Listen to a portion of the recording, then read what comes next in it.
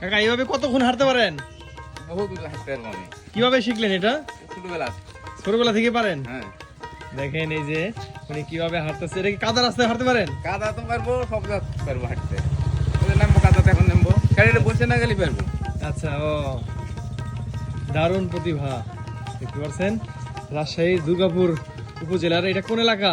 নৌপাড়া। নওপাড়া এলাকার এই কাকা ছোটবেলা থেকেই কিন্তু এইভাবে এই বাঁশের লাঠি দিয়ে উনি উঁচা করে হাঁটতে পারে। দারুণ একটি জিনিস আমরা দেখতে পেলাম। এটা শিখলেন কিভাবে আপনি? এই ছোটবেলা বেড়াতে বেড়াতে শিখেছি। গরু মুরগি চড়াছি আর এলান করে বেড়াছি। আচ্ছা, ও বাবা, পিছের দিকেও হাঁটতে পারেন? পিছের দিকেও হাঁটতে পারে। দেখেন ওনার কি প্রতিভা,